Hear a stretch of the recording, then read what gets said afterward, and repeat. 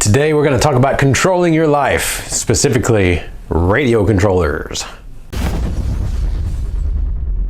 So this is a topic I really don't touch on very much, but figured it would be good for today. This is talking about radios and what kind of radios you like, maybe what kind of radios you don't like. And what I'm going to talk about is why I use certain radios and why I don't use certain radios. So to get started, pretty much every rig these days comes with some sort of ready-to-run radio. And to tell you the truth, there is not one single ready-to-run radio that I've ever liked. They all have problems of some sort.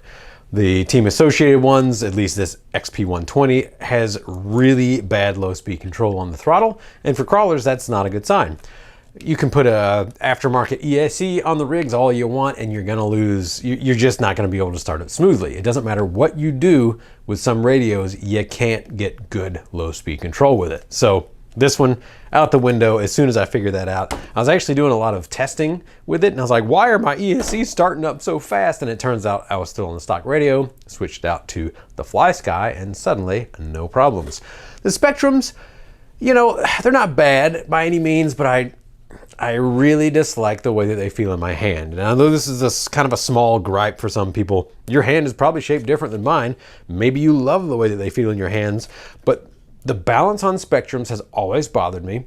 And the shape of the grip and the way that, I don't know, it's hard to describe. I haven't found that these typically have poor low speed control to them, but I also usually don't give them a chance because I absolutely loathe the way they feel in the hand. And maybe it's the angle. It's angled further back like this, and so like my finger in the trigger just isn't comfortable, and it never has been. And then, like I said, the balance is, there's just something about Spectrums. I've had plenty of them over the years, and even the RTRs, I just don't like them. Just don't like them. So they're always out. Now, the Traxxas radios, they're not bad. I actually like the feel of them. They have a pretty decent balance to it. But the one thing that I have found is that they always end up getting drift on your trigger. And this makes it really hard to have good low speed control in some cases. And in some cases, your ESC doesn't even want to arm because it'll drift just enough to where you have to fiddle with your center point on here, which on this one, on this TQ2 or whichever it is, or this is just a TQ, you can't, at least not easily, without using the set button and a whole bunch of like fiddly stuff. So these, as soon as I can, they're out. Oh, I will deal with these with the TRX4s because they're not bad. The TRX4Ms, they're not bad. I'll deal with it. Since it's comfortable in the hands at least, I'll deal with it. But long term, they always get replaced. So what have I been replacing them with lately? FlySkys. I really like the GT3s. I like these GT3Cs because you can hack them. You can have a whole ton of settings on there. They do exactly what I need.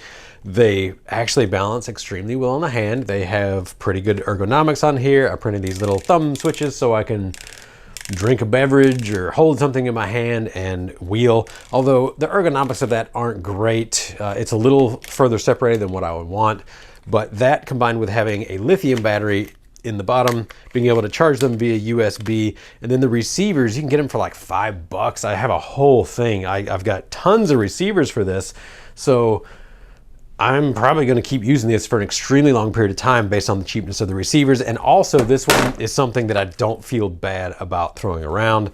I can give this to my kid, they can drop it, and it is what it is. If it gets killed, I can get another one for extremely inexpensive. So as far as like the general going out and driving, going to places to where I may drop it if I'm not competing or anything like that, which I typically don't compete anymore. These GT3Cs in particular, they're really one of my favorites, I gotta say. I never even flip this thing up. They always get great reception, much further than you would need for a crawler. And overall, the bang for the buck on these is fantastic.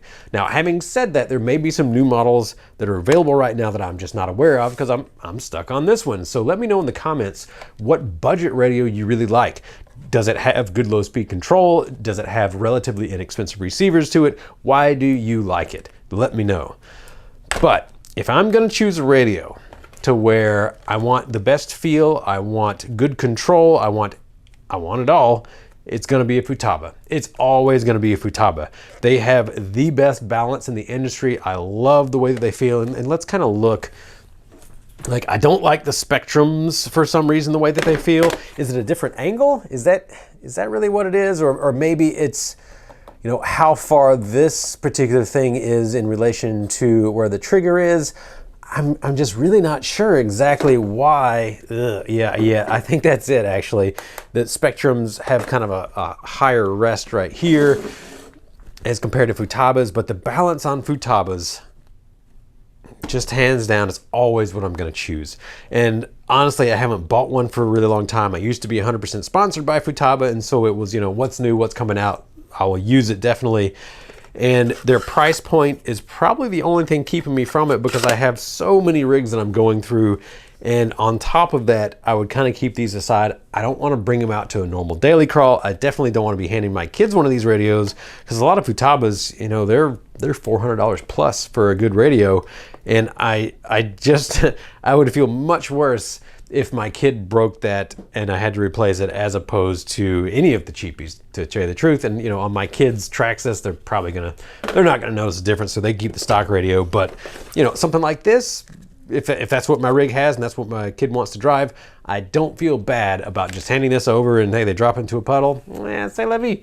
It's really easy to rebind. It's really easy to go through and set up for new rigs, so it works. But the Futabas, they've always had my heart, and they're probably always going to have my heart, because just the way that the ergonomics are, they always have buttons in great positions.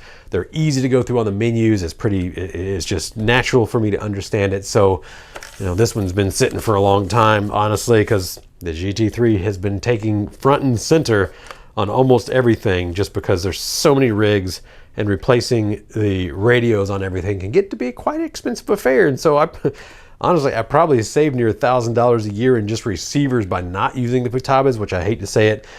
For somebody who does this for a living, that's probably a bad excuse. But at the end of the day, you got to budget somewhere sometimes. There's only so many dollars to go around, and where I can budget is in the radios, because all the rest of the electronics, I've pretty much got those covered at this point. So yep, it's the one thing.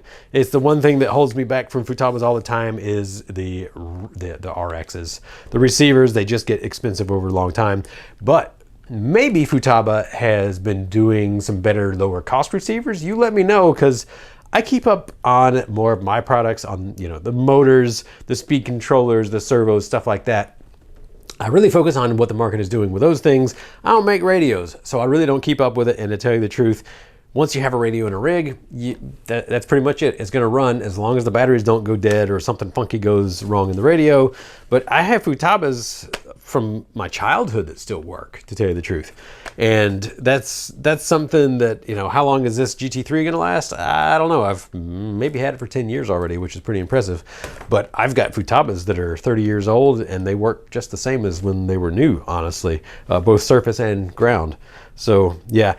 If you're really into it, I can always recommend you get a nice radio, and you're never going to be disappointed. But there are some considerations where sometimes you might not want to spend that money. So let me know what your thoughts are on that. Do you get the expensive radios? Do you get the cheap radios? And what are the expensive and cheap radios of your choice? So maybe I'm just behind the times on it right now, but yep, that's what I like, and I like what I like. So as always, thanks for tuning in. Have a great day.